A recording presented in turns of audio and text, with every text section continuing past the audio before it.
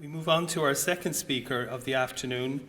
Diane Urquhart is Professor of Gender History at Queen's University Belfast. She's also President of the Women's History Association of Ireland. She specialises in political and legal history, particularly women's first entry into politics. Among her publications is Irish Divorce, a History, published in 2020. Diane's paper this afternoon is entitled, "This is for the Historian Not Yet Born, Reading Unionist Women." Thanks, Colin, and many thanks to the Academy for the kind invitation to be here.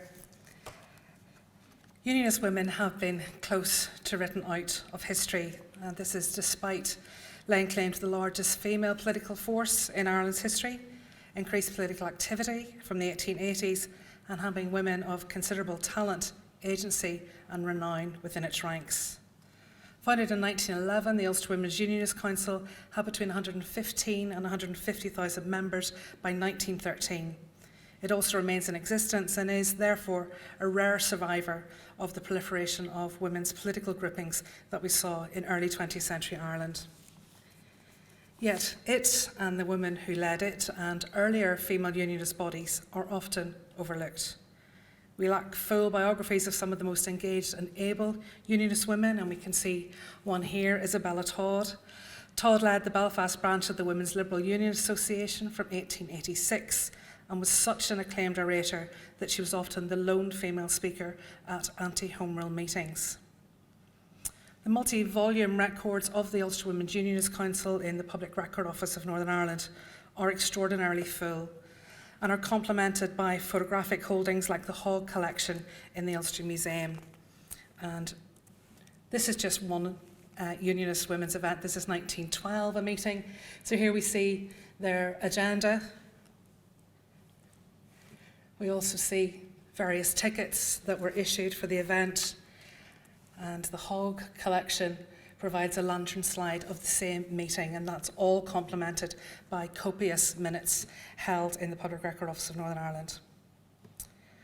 But determining the motivation of the Ulster Women's Unionist Council's rank and file to become politically active, many of them for the first time, often remains obscured. The upper class leadership of this organisation was undoubtedly an important mobiliser of women, lending respectability and kudos. And it's for the women of this class that we have very significant, but yet often underutilised archival collections.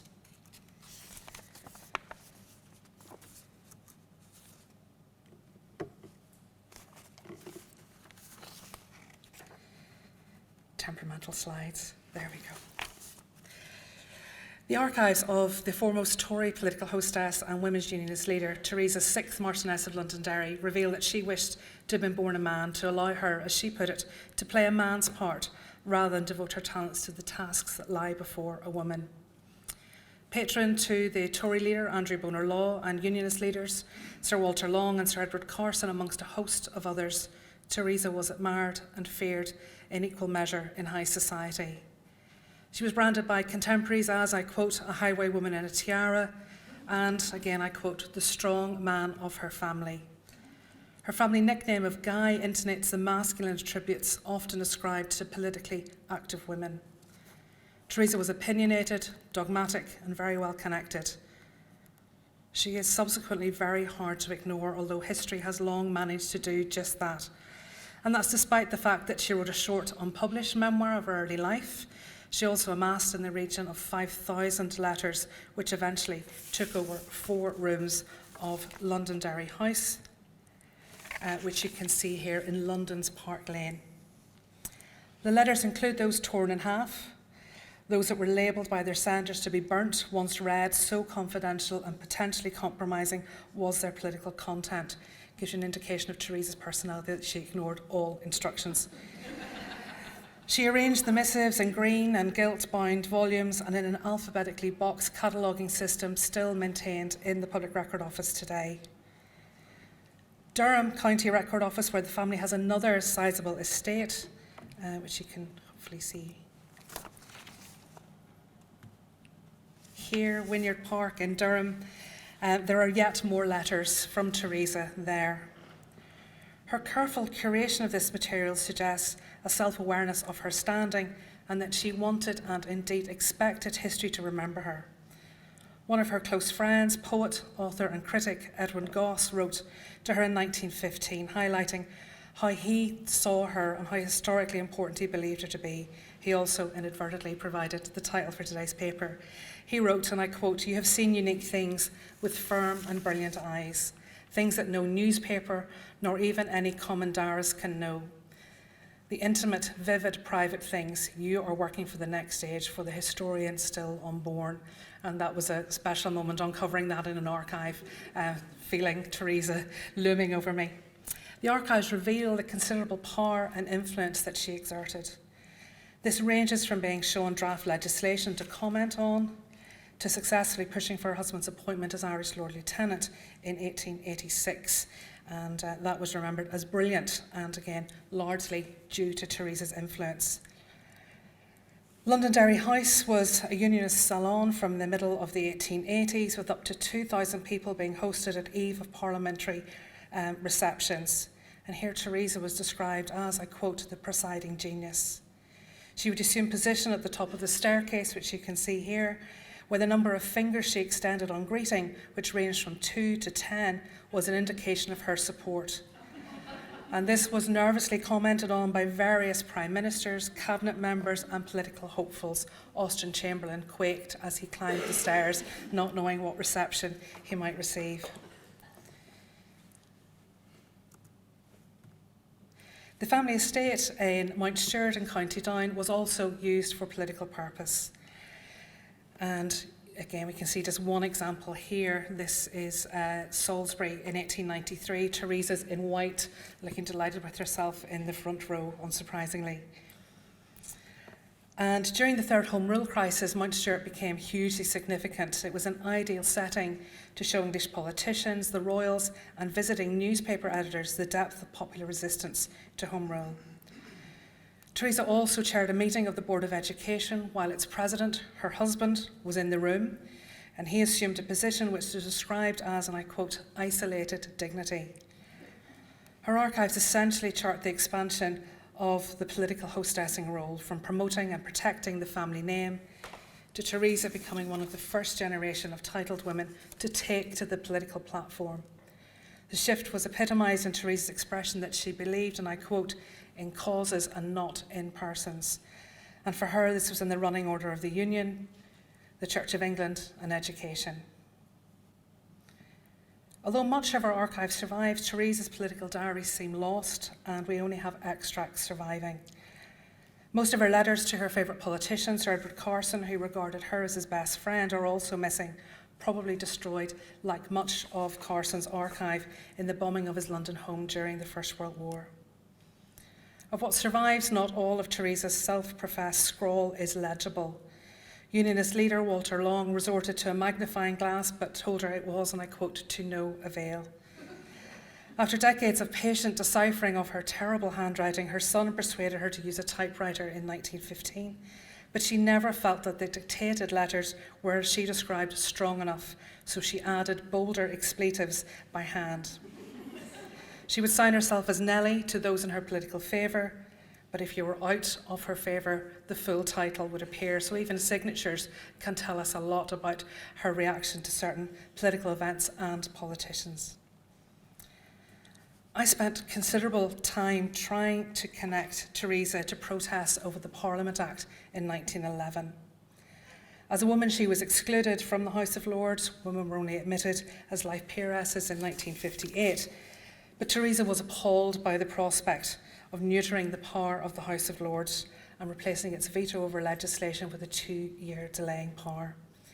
From a Unionist perspective, this meant that any future Home Rule bill would no longer be defeated outright, but could only be delayed.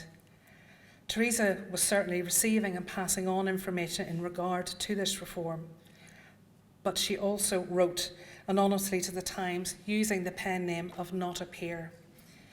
I long suspected this was Teresa, but it was only a letter to her from the Times editor G.E. Buckle asking, and I quote, I wonder how many of our readers will recognise that not a peer equals a peeress that confirmed it. Deeming this reform a revolutionary change, Theresa's view of the Lords' independence was selective. Its permanent Conservative majority denied it of any claims to independence. Theresa gave no intimation to her sex in this letter, which she lightly deemed an irrelevance. Her determined belief in aristocratic right to rule meant that she felt duty-bound to comment without the need for offering any justification. On her death in 1919, some exaggerated Theresa's importance, claiming, and I quote, "England and statesmen used to quail before her." She was more widely, and I think appropriately, acknowledged as, I think, the first line of this little quote from the Morning Post, "To the last, a great political leader." This was a clever, driven woman of considerable political acumen. She was unrivalled as a political hostess. She was a leader of high society. Her name was deemed a household word, and Vita Sackville-West's depiction of her as Lady Roehampton in her 1930 novel The Edwardian was apt. Sackville-West wrote, and I quote, "She was always able to impose her own wishes on her audience. Shrewd, mature, charming, dangerous, one of the very small band of the initiated." Theresa was not the sole Unionist woman who expected to be remembered by history. Ranked as one of the women leaders of Ulster, Unionist Lady Cecil Craig was wife to James Craig, MP and the Unionist second in command during the Third Home Rule crisis, and also first Prime Minister of Northern Ireland from 1921. Like Theresa, Cecil was a female Unionist leader, very active in the Ulster Women's Unionist Council from 1912, and she served as its president from 1923 up to 1942. Here she placed a special emphasis on politically educating women. Yet, like many of her female contemporaries, she has been sidelined in history. As Lynn Lemesco notes, the records of many ministerial consorts were treated cavalierly since they were deemed only women. Yet Cecil was so central to unionism that the press predicted that, and I quote, "When the time comes for the writing of the history of the development of unionism, her name will be printed in huge letters throughout it." This did not transpire, but our archives in the Public Record Office of Northern Ireland include press cuttings, correspondence and diaries that collectively chronicle the rise of popular unionism and the first embattled decades of Northern Ireland's existence. Cecil Craig is really interesting because she writes as an insider, part of the Unionist elite, but she's also an outsider, an Englishwoman of the upper middle classes who married into that elite. Her original diaries were destroyed. We don't know why, but close to 500 pages of frank typescript extracts remain. These were compiled for St John Irvine's 1949 biography of her husband and cover the years from 1883 up to 1949. In their current incarnation, Cecil's diary writings deviate from the usual preoccupation in diaries with privacy to recount personal experience on a given day and not necessarily addressed to someone other than the diarists.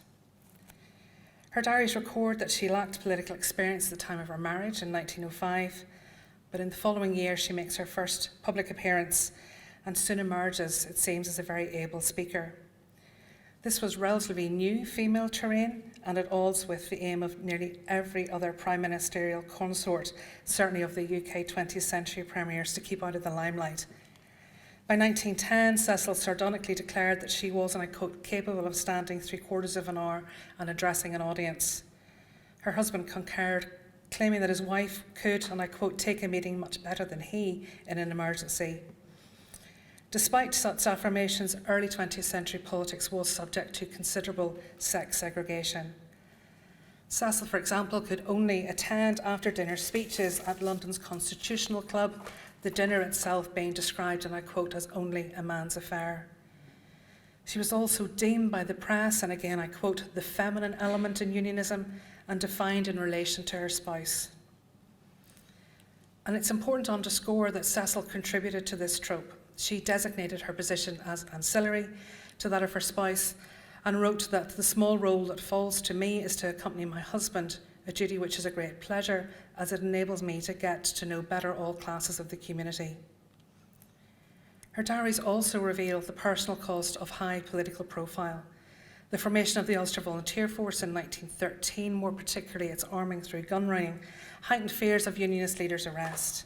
The Craig's 3 children were subsequently moved from the family home, which you can see here, Craigavon House in East Belfast. And Cecil records this in her diary. I won't go through all of this, but she notes that Craigavon had been turned into an armed camp with masses of armed Ulster Volunteer Force. Permits were required to actually get in and out, and it was considered, just in the last line, too dangerous to keep the children there, and they were taken to another fellow Unionist home for safekeeping. Further personal upheaval was called when Craigavon was used as a wartime hospital from 1917. Again, this is recorded in some detail in the diaries. Cecil writes, "I dash over and empty the place in a week, as they need it so urgently, with the result that the number of things, including a grand piano, get overlooked and are put up for sale by mistake." Despite Cecil's Unionist allegiances, she had reservations regarding her spouse accepting the Premiership of Northern Ireland in 1921. Her diaries relate a meeting with Ulster Unionist Council Secretary Richard Dawson Bates, which highlights the duality of the Craigs' decision-making.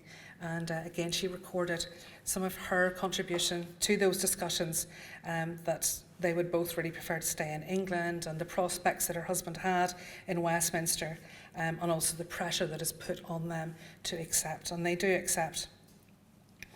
And assuming the premiership in the newly created Northern Ireland, the Craigs were guarded by 16 police. And given the levels of violence, with over 500 people killed in Northern Ireland from 1920 to 1922, Cecil espoused the defensive mentality common to many Unionists, claiming that, and I quote, "permanent vigilance was the motto of the new regime." The threat to the Craigs' personal safety amplified as they prepared to move into Stormont Castle in 1922. It was attacked, as were other Unionist homes where the Craigs were stayed or were believed to be staying. Cecil also began to wait for her spouse outside events, as she found it, and I quote, "less worrying than sitting at home and perhaps letting one's imagination run away with one." Her diaries also reveal how hard she worked. She details attending, hosting and speaking at multiple political events, sometimes 3 and 4 in a day. She's very active in numerous charities and much more ecumenical, actually, in her philanthropic ventures than I was first expecting. And she records how, and I quote, "people were in and out of the house all the time. This was coupled with border tours, ceremonial events. And when her spouse was incapacitated by illness with some regularity, Cecil would deputise. And this included at the 1933 and also the 1938 elections. Always uber defensive of her spouse within the gamut of roles prescribed to political wives, from, and I quote, "all-embracing nurturer to stalwart partner, passive doormat, lickety-spit support staffer to mischievous saboteur," Cecil resides in the former 2 categories. Her loyalty to James Craig overrode dedication to any political ideology. She was widowed in 1940, and there was speculation that she would stand for election in her husband's late seat. But she returned to England, writing that she was too shattered by her spouse's loss to take any part in public affairs. Sections of the press, including the nationalist press, at times ranked Cecil more highly than her husband or his government ministers. So there are again some parallels here to Theresa Londonderry. This did not dampen James Craig's admiration of his wife. He admitted that, and I quote, "he owed more to her in his private and public life than he could ever tell."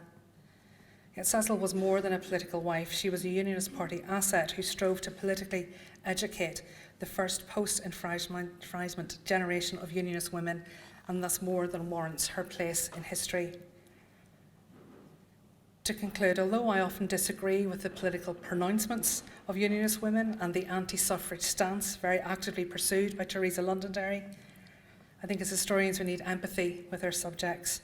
Every name is a life, every gap and silence a window on prevailing socio-gendered mores, providing an insight into the operation of power, the working of politics beyond their public facade, and what was deemed historically important in the past. Uncovering women's voices, Unionist and otherwise, helps us restore those marginalised and ignored by history. to counter male-centric narratives of our past that were so commonplace that they were long accepted as the norm. So I'll close with the brilliant words of author Arundhati Roy, who says, and I quote, "There's really no such thing as the voiceless. They're only the deliberately silenced or the preferably unheard." Thank you.